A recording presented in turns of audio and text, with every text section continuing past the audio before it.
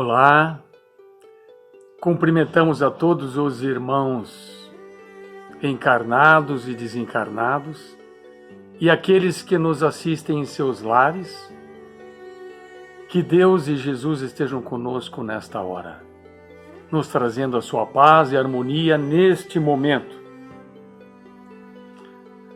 Vamos elevar o nosso pensamento a Deus para iniciarmos os nossos trabalhos.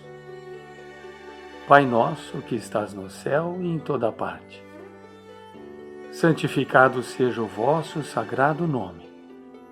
Venha a nós o vosso reino e seja feita a vossa divina vontade, assim na terra como no céu, em todos os mundos habitados. O pão nosso do corpo e da alma dai-nos hoje e sempre.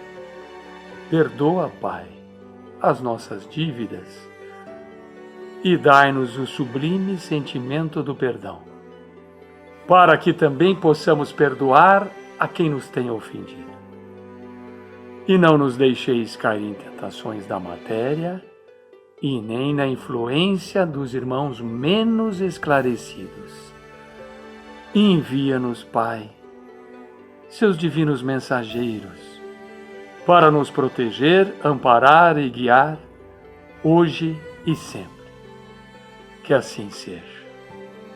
Em nome de Deus, de Jesus e dos nossos guias espirituais,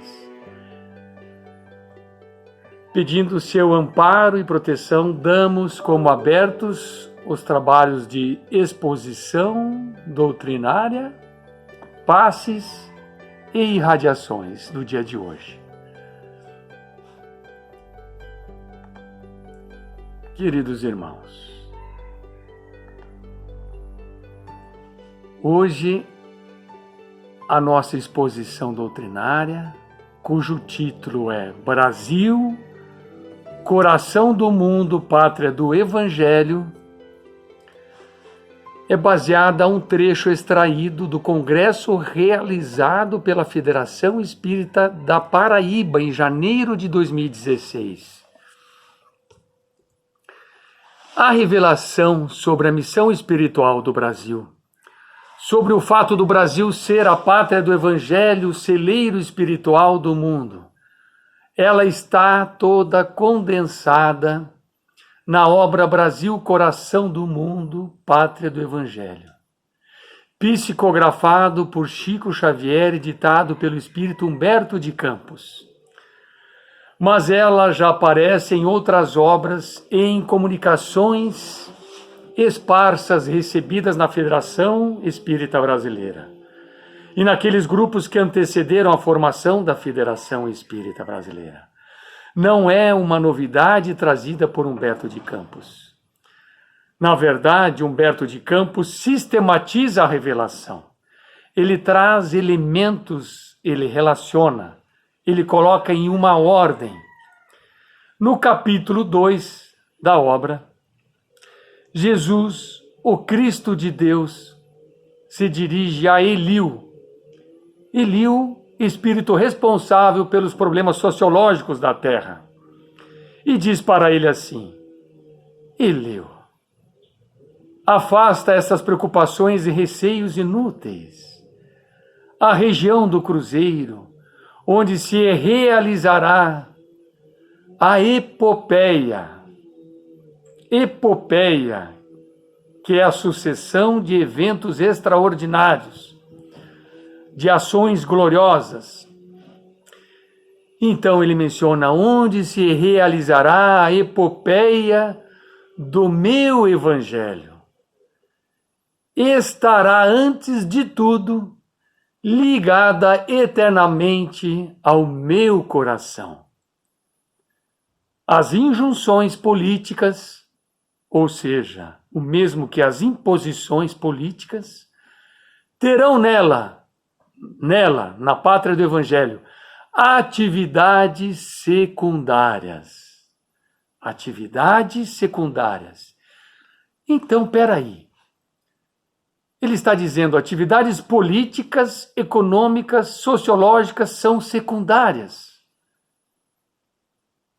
E continua, porque acima de todas as coisas, Em seu solo santificado e exuberante estará o sinal da fraternidade universal, unindo todos os espíritos. Fraternidade universal. E continua: sobre a sua volumosa extensão pairará constantemente o símbolo da minha assistência compassiva e a mão prestigiosa e potentíssima de Deus pousará sobre a terra da minha cruz como infinita misericórdia. As potências imperialistas da terra, esbarrarão sempre nas suas claridades divinas e nas suas ciclópicas realizações. Lê-se ciclópicas como monumentos antigos e enormes, formados de enormes blocos. E continua: antes desta terra estar ligada ao coração dos homens, é ao meu coração que ela se encontra ligada para sempre. Então aqui a gente já começa a perceber um outro quadro. Não está sendo dito na obra que o Brasil se transformaria em uma potência imperialista. Porque nós queríamos o quê? Que o Brasil fosse colonizado pela França? Então pergunta para a Argélia o que ela achou da colonização francesa. Nós gostaríamos que o Brasil tivesse sido colonizado pela Inglaterra? Então vai na África do Sul e pergunta para os africanos do Sul o que foi ser colonizado por britânicos. A promessa de um país que fosse como nossos irmãos europeus? As nações imperialistas da terra? Que ergueram o seu patrimônio em cima do roubo? Saques feitos por tropas conquistadoras? É essa a expectativa? Mas em que isso casa com o Evangelho? Então não nos enganemos. Não nos enganemos. Há interesses distintos. Há os interesses do Cristo e há os interesses dos dominadores do mundo. Porque o Cristo jamais domina escravizando. O Cristo jamais prosperará pela força.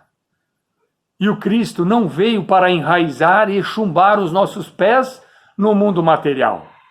Ele veio para desenraizarmos dos interesses puramente materiais, para que nós possamos colocar em primeiro lugar o reino de Deus, sabendo que todas as outras coisas nos serão acrescentadas.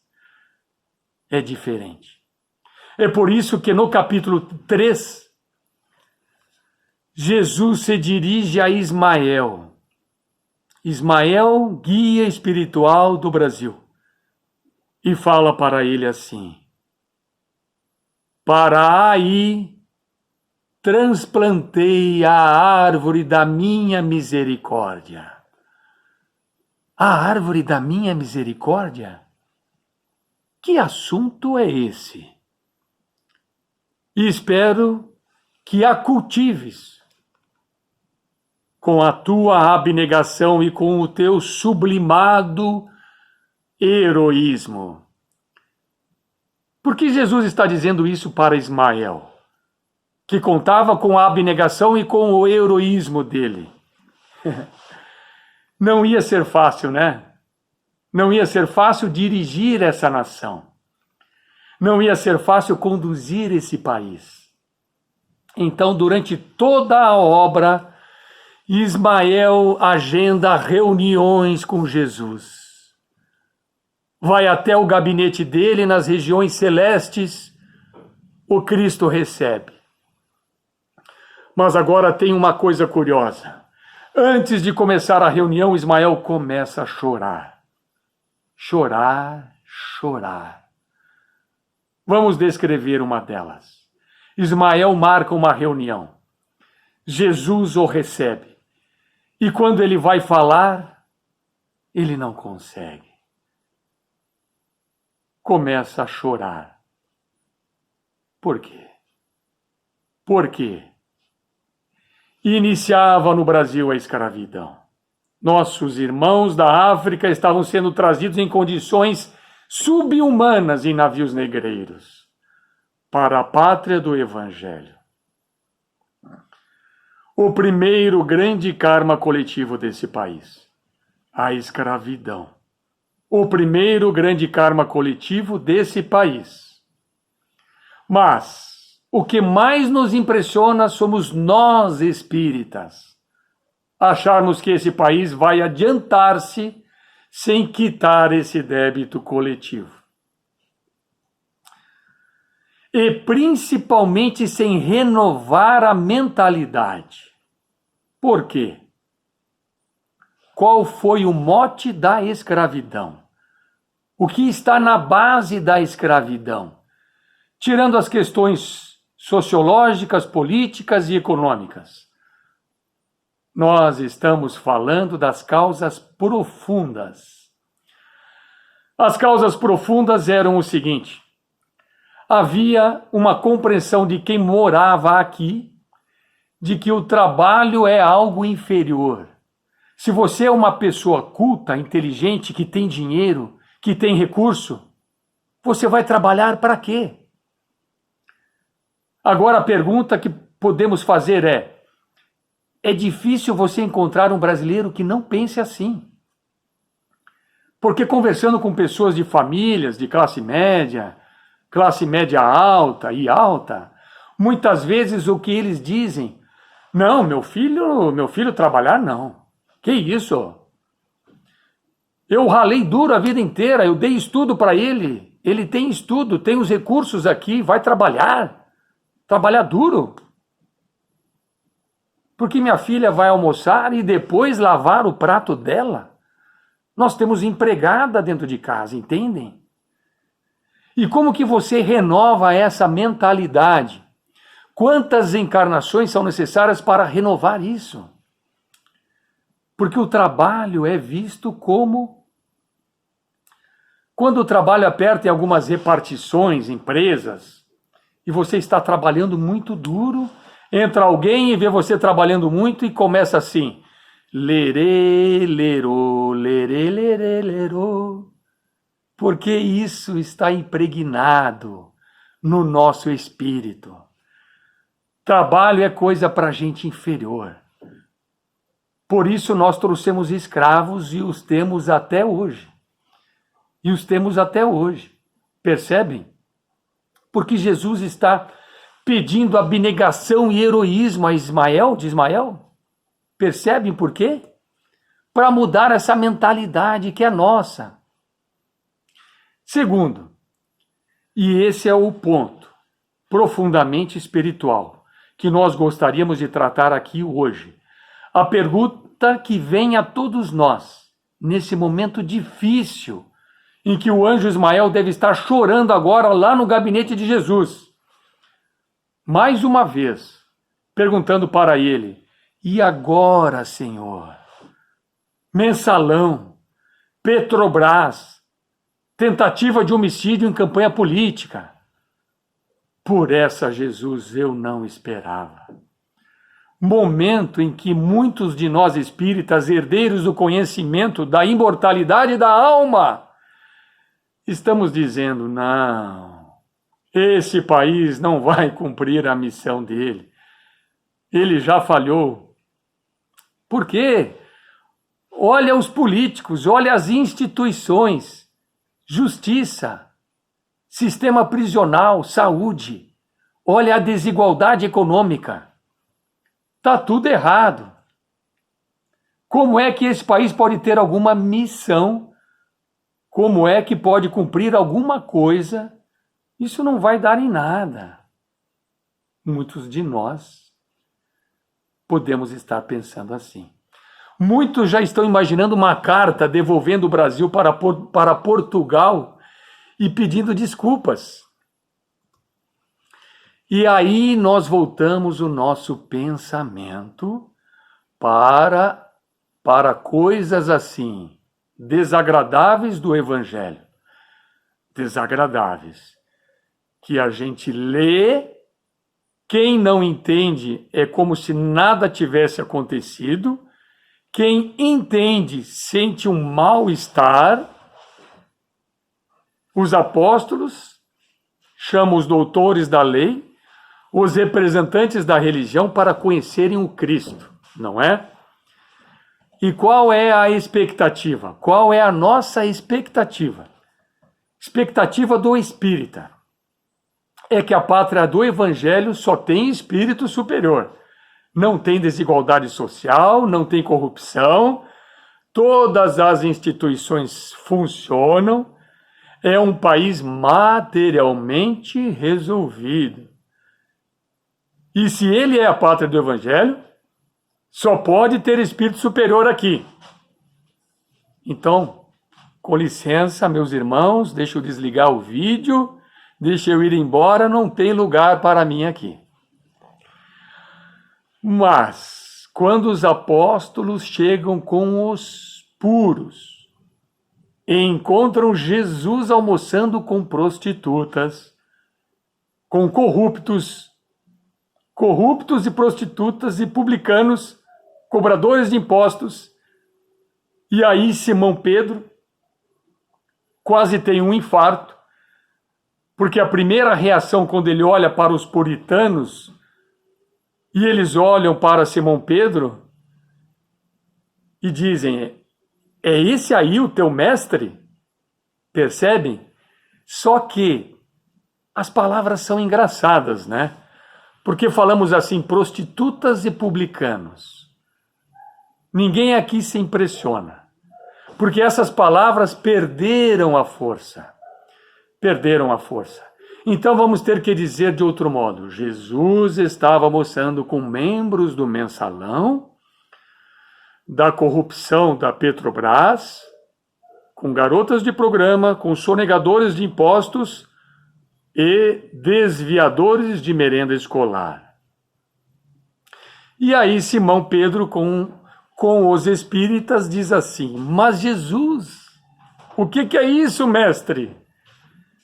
Eu achei que o senhor estava na palestra do Centro Espírita e o senhor está no Congresso Nacional. Não me faz passar vergonha. Não enviaram a programação para o senhor? O que o senhor está fazendo no Congresso? E aí Jesus vai dizer: eu não vim para os sãos, eu vim para os doentes. Então, como compreender isso? Como compreender que a pátria do Evangelho tem a maior soma de políticos desonestos do planeta Terra? Como é que nós compreendemos isso? Você compreende entendendo que Jesus está almoçando com os publicanos. Como é que você entende a mentalidade da população brasileira, que é assim: fui a Florianópolis levar meu filho em uma consulta, parei meu carro na rua e arrancaram o retrovisor e cortaram o fio. Aí vamos acionar o seguro. Moça, eu contratei aqui uma garantia extra, que a seguradora me informou que cobria retrovisores, para-brisa, rodas, parafusos, calotas, etc.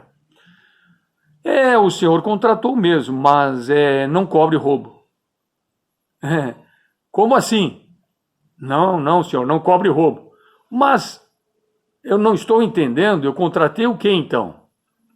E aí ela diz: não, o senhor contratou se perder o retrovisor em algum impacto. E eu falei: como assim? Se eu for perder o retrovisor em um impacto? E ela disse: está negado o pedido. Está negado o pedido. E aí a pessoa que me atendeu na oficina, a reparadora, disse: por que o senhor não faz um BO e diz que bateu? Bateu o retrovisor, voou longe. A gente põe aqui e o senhor recebe da seguradora. Mas aí eu falei, por que a gente não entra para receber propina da Petrobras? E a pessoa, não, mas o que é isso? Nós não podemos fazer isso. Então, como é que eu posso mentir para ganhar um retrovisor? Eu disse a ele. Não, o senhor não está entendendo. Roubar 2.000 não é roubo. Só é roubo quando passa de 1 milhão. Entendem? Então é o seguinte, eu tirar um dinheiro de alguém, eu estou cumprindo um karma dele. Alguém tirar o meu dinheiro, não. Isso é um débito grave. Entendem? Então nós estabelecemos isso. O fulano que está no Congresso, esse é ladrão, porque ladrão é quem rouba mais de 1 milhão. Agora, eu roubar 100 reais, 200, não, isso não é roubo, percebem? Porque a nossa ética ficou quantitativa e não qualitativa. Ela ficou quantitativa, mas a ética do Cristo, ela é qualitativa. É tanto que Jesus diz assim, quem é fiel no pouco, é fiel no muito. Quem é fiel no pouco, é fiel no muito. E por que nós estamos falando sobre isso? Porque a obra do Evangelho é uma obra de restauração moral. Restauração moral, meus irmãos. Não nos enganemos. Não tem ninguém aqui que está na sua 10ª encarnação. Ninguém aqui. Por que dizemos isso? Porque certa vez Chico Xavier fez uma pergunta para Emmanuel. Evidentemente que ele estava querendo entender a dimensão espiritual da coisa. Então ele perguntou para Emmanuel assim, Emmanuel, o que é um criminoso? Evidente que ele estava interessado em suas dimensões espirituais. E Emmanuel respondeu para ele, é qualquer um de nós que foi descoberto. Há uma cena que é curiosa. Está no livro Diálogo com as Sombras. Em uma reunião mediúnica que era dirigida por Hermínio Miranda, e o espírito se manifesta, era um espírito justiceiro, e ele fala, por que isso aqui, ó? E é duro, porque se trazem o processo todo, que é um processo volumoso, se trazem todo o meu processo aqui, e aí nós vamos começar assim, por ordem de gravidade. Homicídio. Nas últimas 30 encarnações, quantos homicídios o André cometeu? Aí está lá no processo, né? Aquele monte de papel. 2, 3, 4, 5, 6. Quantos roubos? Roubou a mulher do fulano, roubou o dinheiro do ciclano, deu um golpe em uma sociedade na época do Império Romano, e aí vai listando. E mentira. Mentira não vamos colocar porque continua até hoje. E vamos listando. O que vai acontecer? Jesus vai virar para a gente e vai dizer assim, aquele que tiver sem pecado, atire a primeira pedra. Só que você não vai ter força para levantar nenhuma pedrinha desse tamanho. Não vai ter força.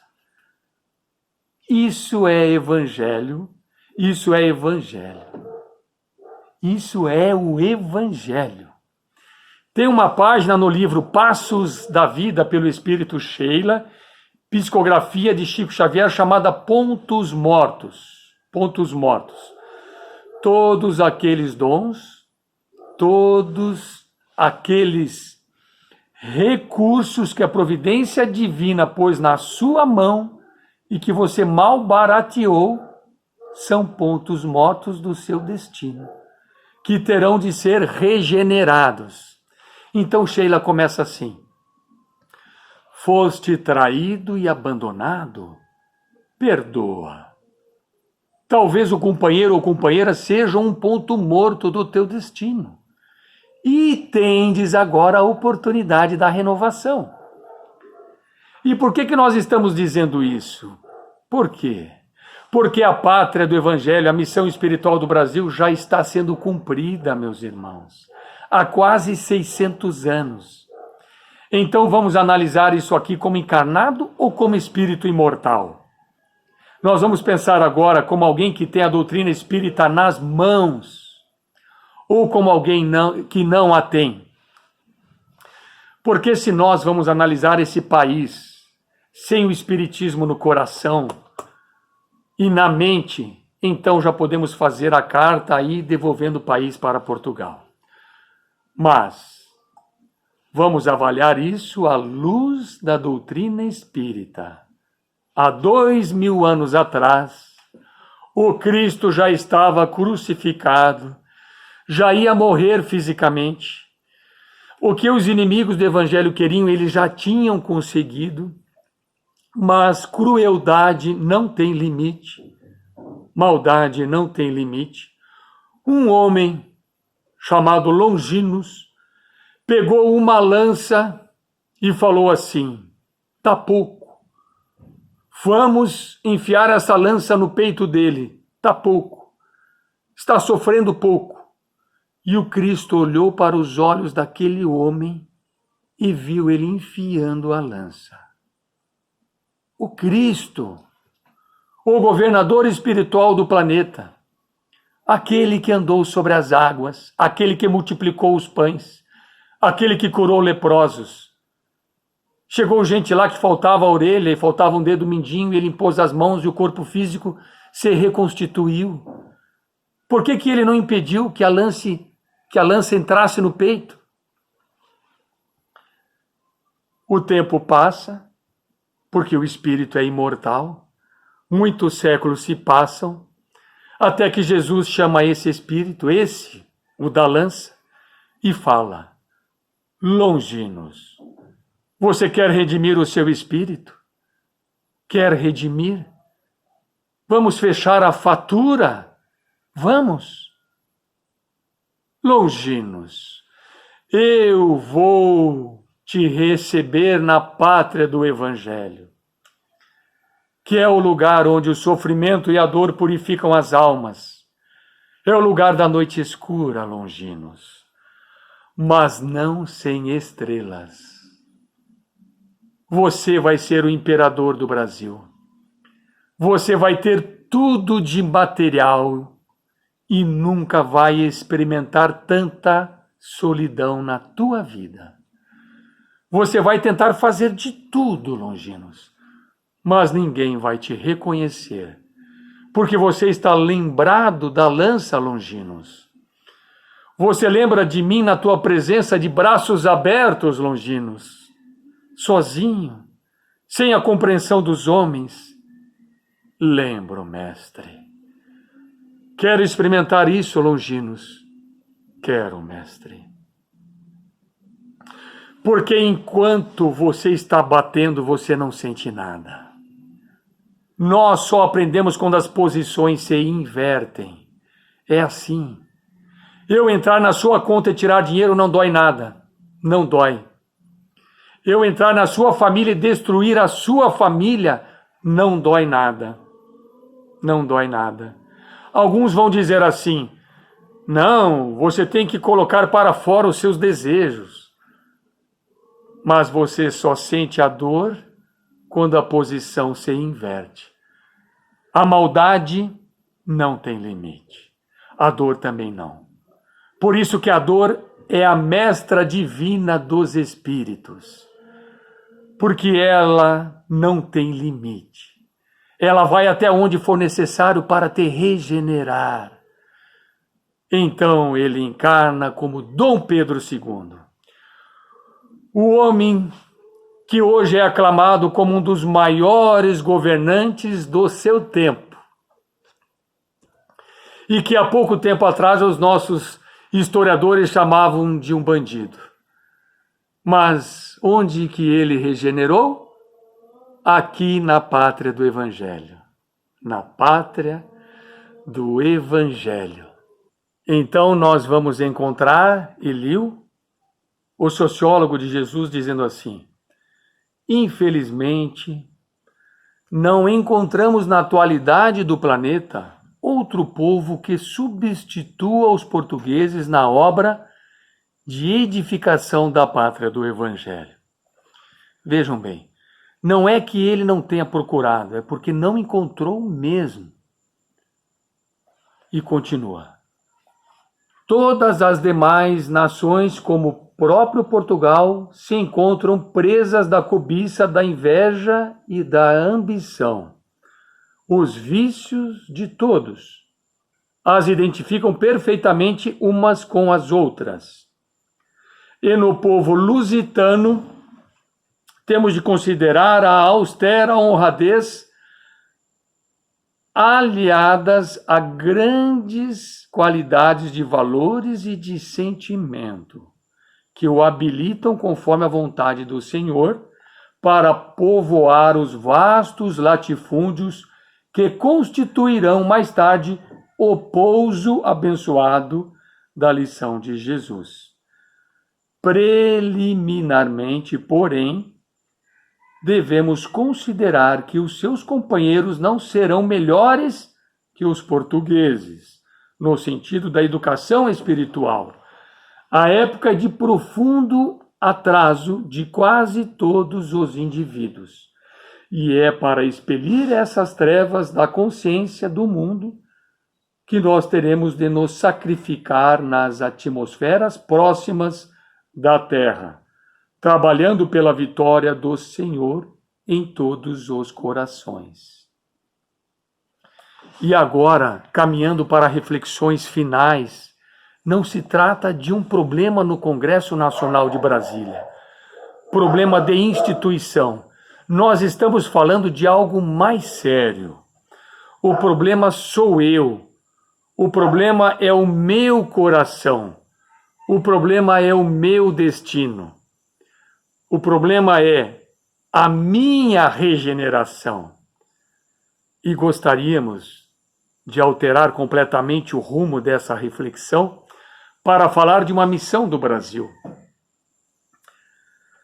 E da missão de cada um que está aqui agora, cada um de nós aqui. E para isso vamos citar o livro Luz no Lar, Emmanuel, falando de Evangelho. Escreve assim no capítulo 1 da obra: a Boa Nova, ou seja, o Evangelho de Jesus, seguiu da manjedoura para as praças públicas e avançou da casa humilde de Simão Pedro para a glorificação do Pentecostes, festa cristã em memória da descida de Jesus sobre os apóstolos 50 dias depois da Páscoa. O que ele está querendo dizer aqui? Que a missão do Brasil, primeiro ela se cumpre dentro da minha casa, da sua casa. Então não vai chegar no Congresso lá em Brasília se antes não passar pela tua casa, pela nossa casa. Não vai purificar o judiciário se antes não purificar o seu casamento. Não vai regenerar as praças públicas se antes não regenerar a sua relação com os seus filhos. A pergunta é: o seu lar já é a pátria do Evangelho? Então por que você está preocupado com o Congresso? No seu casamento, você é quem? Quem está na cruz ou quem enfia a lança? Então por que você está preocupado com a Petrobras? Esse não é um discurso de alienação política ou indiferença política. É um discurso realista. Sabe por quê? Porque as instituições que têm responsabilidade de resolver esses problemas já estão acionadas. E não vai ser a nossa preocupação que vai ajudar em nada a resolver isso. O que nós temos que fazer é levar o Evangelho para o nosso voto. Aí sim. Mas a pergunta que nós espíritas temos que fazer agora é: o que você pode fazer? E a resposta está aqui. Começa no seu lar.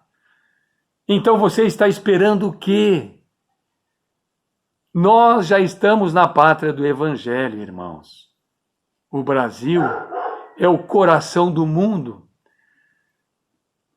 E sabe para quê? para ensinar o mundo a ter um coração.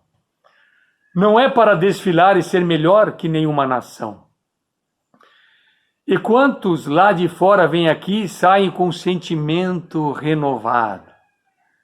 Você está aqui, ou está influenciado por aqui, e está esperando o quê? Você está esperando os anjos se candidatarem para a próxima eleição de deputado e senador? Para a presidência? Não vai. Sabe por que não vai? Porque só pode encarnar com uma missão política quem se desviou nessa área. Quem vai reparar o seu destino nessa área. E é por isso que você não vai encontrar anjo no judiciário dando aula, fazendo exposição espírita. Não vai. Por isso Chico dizia: eu sou apenas o sapo carregando a vela. Embora reconheça que sou o primeiro a ser iluminado, frequentemente cai uma cera quente e machuca. Então, no livro Luz no Lar, Emmanuel vai dizer assim: por que que o lar é o lugar em que os seus maiores débitos são resgatados? Porque é o lugar que há maior probabilidade de o amor reinar sobre o ódio. Então ele diz aqui sobre os filhos: imagina se a providência mandasse seu inimigo com uma fatura assim, vim cobrar. Ele escreve isso.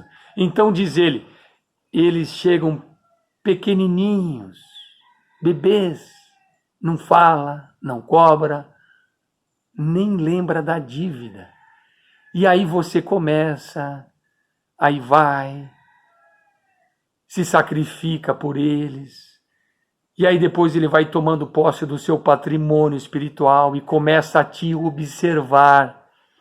E é aonde as amarguras, as aflições, é onde os nossos pontos mortos vão sendo saneados.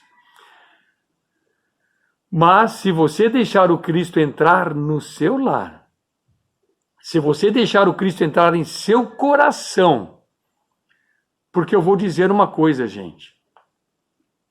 O senador X, Y e Z, o presidente da Petrobras, FYH, foram crianças um dia. Antes deles desviarem dinheiro público, eles mamaram no peito. Eles foram educados. E aí? Todo um processo foi levado a cabo. Pode ser que agora, nessa encarnação, não dê mais tempo, entendem? Porque depois que você comete alguns erros, depois de uma certa idade, é difícil reconstituir. Você precisa ter uma força de vontade tremenda para você poder virar o jogo. Mas, e a criança que está dentro do seu lar? Você sabe do passado dela? Não sabe. E precisa saber? Precisa. Então queremos encerrar dizendo o seguinte: nós achamos que Ismael está em reunião com Cristo, chorando. Mas não é pela Petrobras, não é pelo Congresso, não é pelo STF. Nós pensamos que Ismael esteja em soluços perguntando para Jesus assim: Mestre, o que aconteceu com o lar espírita? O que aconteceu com a família dos espíritas? Que exemplos que os espíritas estão dando em seus casamentos, nas suas famílias, na educação dos seus filhos? Que exemplos os evangélicos e os católicos estão dando, Senhor? Senhor, os teus seguidores estão totalmente apegados a bens materiais, estão sedentos de aplausos, estão cheios de vaidade, estão mais preocupados em serem reverenciados do que em seguir o teu evangelho, Senhor. O que será das gerações futuras que nós estamos programando para reencarnar no Brasil? Realmente o momento é preocupante, E a nossa reflexão precisa levar esses aspectos em consideração. Jesus não está esperando que ninguém aqui mude o Brasil, até porque isso não é obra de um indivíduo. O que Jesus está esperando é que você mude a sua vida. Isso está em suas mãos. Que nós honremos esse evangelho que nós temos nas mãos. Porque se não ouviremos do Cristo, quando falou aos fariseus e aos doutores da lei, eles perguntaram para Jesus: mas nós somos cegos? E Jesus falou: se vocês fossem cegos, vocês não teriam pecados. Isso é irônico. Isso é o duro da situação. Vocês não teriam pecados. Não tem nenhum cego aqui. Se você tem uma semana de doutrina espírita, você não é mais cego. Você sabe o que é certo e o que é errado. Você já sabe. Então, para terminar, suplicamos ao Cristo, por nós, por todos nós, para que a luz do Evangelho possa começar agora, primeiro no coração de cada um de nós, que essa é a manjedoura desprezada, o coração, um coração perturbado, pode criar sofrimento para centenas de criaturas, para milhares de criaturas. Em nossa oração, é para que o Cristo chegue no nosso coração e depois nas nossas relações afetivas e na nossa família. Depois se irradie para todos os cantos e que nós estejamos presentes. E se eu não deixei claro, eu acredito sim, o Brasil é o coração do mundo e a pátria do Evangelho. Essa é a minha fé, porque fé é enxergar aquilo que ainda não existe. Muito obrigado a todos e um fraternal abraço. Meus irmãos, vamos nos preparar para as bênçãos do passe. Para recebermos estas transmissões de energias positivas, devemos nos colocar física e mentalmente à disposição dessas bênçãos. Vamos nos sentar corretamente nas cadeiras, descruzar braços e pernas, fechar os olhos e elevar nossos pensamentos a Deus e a Jesus, numa prece sentida, pedindo forças e coragem para podermos lutarmos e vencermos todas as nossas dificuldades. E neste momento, que os trabalhadores das falanges possam estar junto a nós, visitar a cada um de nós, em nossos lares, onde estivermos, derramando bênçãos de paz, de saúde, de amor e de perdão, e que possam nos nutrir de força e de esperança para que possamos passar por todos os momentos difíceis em que estamos passando, com a certeza de um dia por vir melhor, em um sentimento de gratidão. Irmãos, sintam nesse momento todos os eflúvios da espiritualidade amiga sendo derramados sobre cada um e também sobre todo o planeta Terra que se encontra sob a governadoria de Jesus, a caminho de um mundo de regeneração. Muita paz a todos e um fraternal abraço. Muito obrigado.